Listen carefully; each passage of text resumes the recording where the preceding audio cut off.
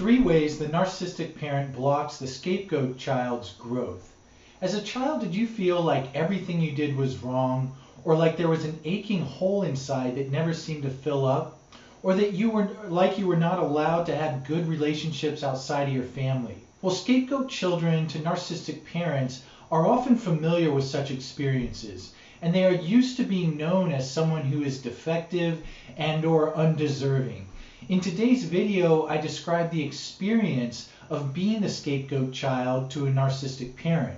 The scapegoat child gets devalued, deprived, and trapped by the narcissistic parent.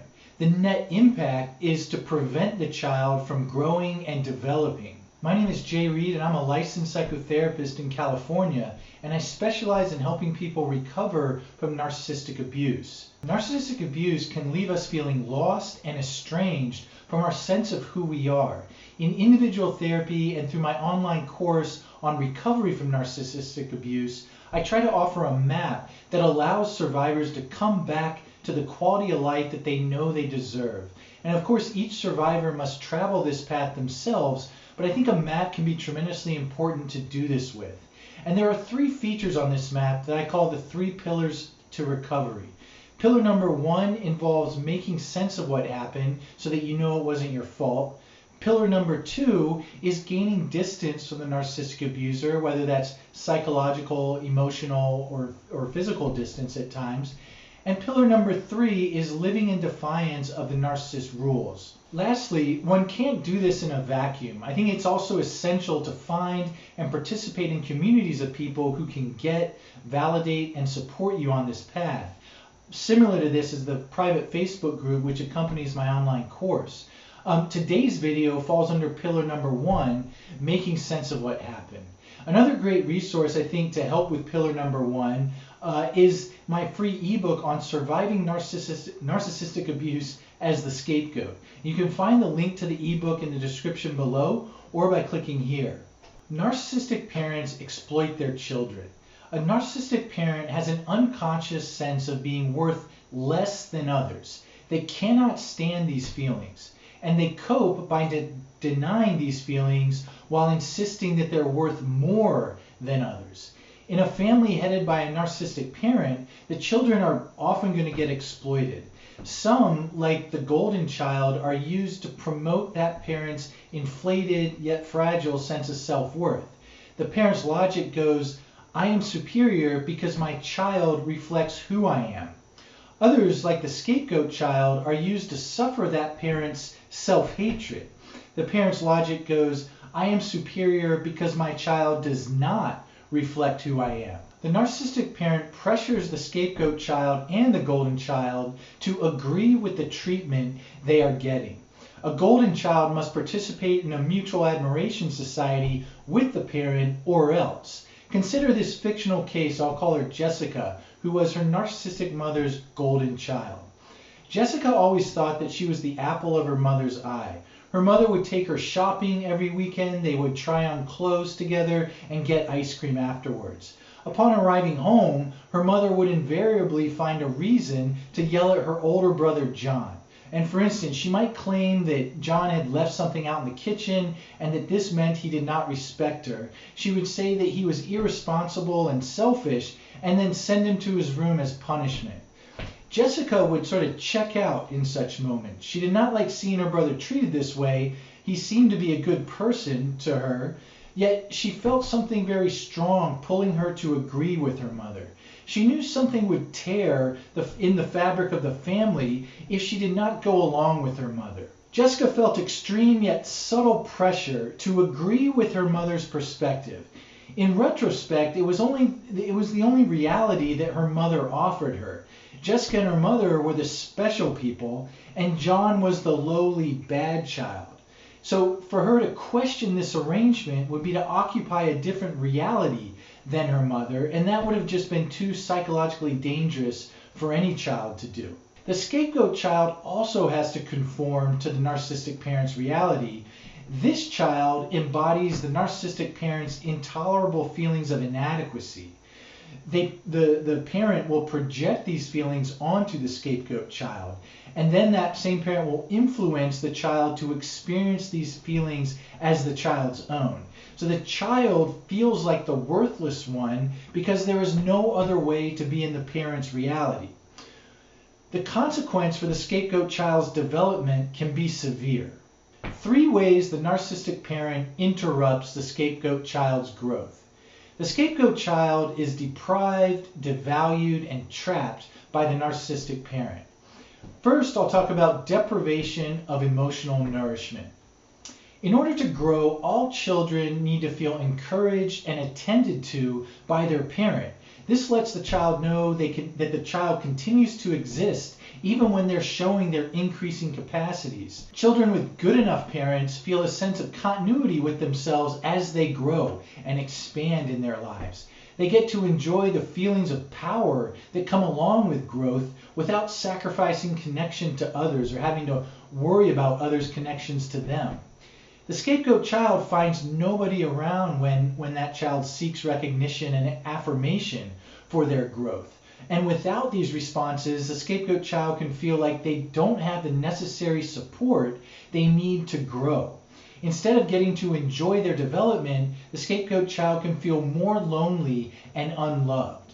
And there's a prominent psychoanalyst named James Masterson, and he calls this experience the abandonment depression. I've also seen it's referenced in Pete Walker's great book on CPTSD. But Masterson describes how children of narcissistic parents can feel worse when they try to demonstrate their capabilities. These children were painfully deprived of the parental responsiveness needed to support their growth, and as a result, expressions of competence by themselves later in life can feel similarly painful. So for example, another fictionalized client, we'll call him Donald, was born to a narcissistic mother with an enabling father, and he came to therapy in his mid-20s to address anxiety and feelings of emptiness.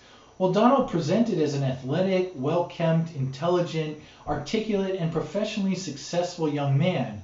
But as therapy proceeded, Donald confessed that he did not feel like he owned any of these personal qualities. Donald had had to orbit his mother, who was prone to violent rages, if she did not feel obeyed and admired by him at all times. And he had no recollection of getting to occupy the center of his family's attention in his childhood, at least not in a positive way. As a result, he felt like he had to keep his growth as a person a secret to himself and to his family. Nobody asked him about romantic partners or acknowledged that as a teenager he would be appropriate looking to date and have kind of a romantic dimension to his life. Without anyone noticing and encouraging Donald's development, he did not have a way to identify with himself. Instead, he had to identify with his mother's imposed upon identity as the defective and undeserving family scapegoat. Well, I think Donald's case demonstrates the abandonment depression which he would experience when he tried to take ownership of qualities he possessed as a person. He coped by feeling dissociated from himself and seeing his abilities as fraudulent. And this can be a consequence of the emotional deprivation faced by the scapegoat child to the narcissistic parent. The second way the narcissistic parent interrupts the scapegoat child's growth is by devaluation. The narcissistic parent perceives and treats the scapegoat child, again, to be worth less than everyone else in the family. The scapegoat child has to believe in their devalued status in order to share a reality with the family. This arrangement lets the parent feel better than the child by comparison. And such devaluation can leave the child feeling defective. If the scapegoat child is convinced that they're defective, then what is the point to growing and expanding, becoming an even bigger defective person? This is one of the tragic consequences for the scapegoat child. Another example, call him Steve, was a scapegoat to his narcissistic father. At home, Steve could never do anything right according to that father. So as Steve folded his clothes and put them in his dresser, his father would storm into his room, accuse him of shoddy work, and dump the clothes on the floor for Steve to refold. Such occurrences were common and led Steve to conclude that he was defective. Steve was defective. As Steve grew up, he found other ways to convince himself of his defectiveness. He believed himself to be unathletic despite playing several sports well.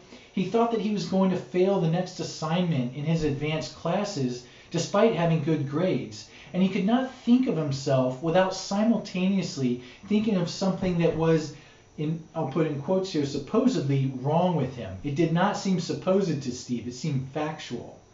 Steve could not know himself in any way that was positive. To do so would have been to defy his father's narrative of him. As poorly as his father would treat him, Steve felt something much worse would be in store if he saw himself as having worth. Doing so would have prevented his father from using Steve to embody the father's own sense of worthlessness. Steve knew deep down that his father would never stand for that and would likely attack Steve even more harshly. That likely was the something worse Steve feared. And the third way the narcissistic parent can interrupt the scapegoat child's growth is by trapping the scapegoat child in the narcissistic system. The scapegoat child's valued relationships threaten the narcissistic parent. If the scapegoat child finds friendships and relationships that they value and with whom they feel valued, then they may feel less deserving of the narcissistic parent's devaluation. The child can only absorb the parent's cast-off feelings of inadequacy to the extent that the child feels that they deserve those feelings of the parent's inadequacy. So a child's good relationships are often going to be in the narcissistic parent's crosshairs, or it's going to be a target. Narcissistic parents will seek and often try to destroy the scapegoat child's valued relationships. And the parent may use punishments to prevent the scapegoat child from participating in friendships and relationships. Romantic relationships may be undermined by the narcissistic parent. And in order to cope, the scapegoat child may have to sever connections to the people they care about. This strategy spares the child the pain of having the narcissistic parent take these relationships away. However, it costs the child the kinds of relationships needed to counter the narcissistic parent's devaluation of them. That is exactly why the narcissistic parent seeks to take these relationships away. So let's talk about another example of this with a fictional client, again named John. John, in therapy, recalled a moment where he lost a potential friendship because of his narcissistic mother. As a sophomore in high school, he worked at a car wash with a friend named Rick, who was a senior. One day after their shift, Rick asked John if he wanted to come watch the Detroit Lions game at his house on Sunday. Well, John felt a surge of good feeling. Rick had never asked him to hang out socially. He was also an older kid. This must mean he thinks I'm cool, John said to himself, and felt really good. John told Rick he'd be there. Well, as John pedaled his bike home, he grew extremely nervous about telling his mother his plans. He really feared she would not let him go, and tragically he was right. So he told her about Rick's invitation, and she said, "Oh, you're not going. They're going to be drinking beer there. It's no place for a 10th grader." John was not sure where she drew her conclusions, but there was no speaking back to her. So he had to make up an excuse to Rick the next day for why he could not go. He was too embarrassed to say that his mother would not let him, and Rick said, next time. Well, John found himself hoping that Rick wouldn't ask him again so that John would not have to make up another excuse. He knew his mother would never let him go to Rick's, most likely because she saw how excited he was to go. So John began subtly distancing himself from Rick at their job, and over time they really drifted apart. John's narcissistic mother thwarted his attempts to find sources of happiness outside the family, and this left John feeling trapped. Psychologically speaking, he was chained to his family's home because of this tactic of hers. Well, how to resume growth? The 3 pillars of recovery actually all point to this question. By making sense of what happened so you know it was not your fault, you can realize how the past facts were false. You did not deserve to be devalued, deprived, nor trapped by your narcissistic parent. And then by gaining distance from your narcissistic abuser, your system gets more and more information that you are now safe. That safety can make it easier to get closer to people who are safe. Closer connections to people who are safe will allow you to know that your own growth will not compromise these relationships. And by living in defiance of the narcissist's rules for living, you're engaging in bold acts of growth. Maybe you take up a sport that you gave up in adolescence and take note of your abilities in it. Or perhaps you join a choir to resume the singing talent you had to hide from. With your narcissistic parent looming about. Whatever it is you pick up, you could even think of inviting your friends and partner to your performance. They get to then cheer you on as you display your sort of true developed self. This type of scenario, however it might manifest, is all in defiance of the narcissist's rules and promotes your conclusion that you will not be deprived, devalued, nor trapped when you move forward in your life today. And a resource for doing this is in my online course on recovery from narcissistic abuse, because in it you get original videos that go deep into the 3 pillars of recovery. And each video arms you with understanding and tools to effect these changes in your life. You also get a membership to a private Facebook group with others who are in the course.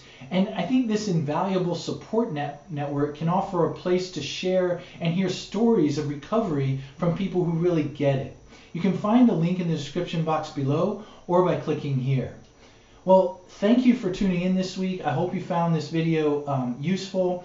And again, want to thank everyone for your continued engagement in the comments section with each other about what parts of the video you liked, what parts were, maybe you didn't like or had questions about. It's all very, it feels like a community, and I think that's a wonderful thing. Okay, I look forward to posting again next Friday. Take care.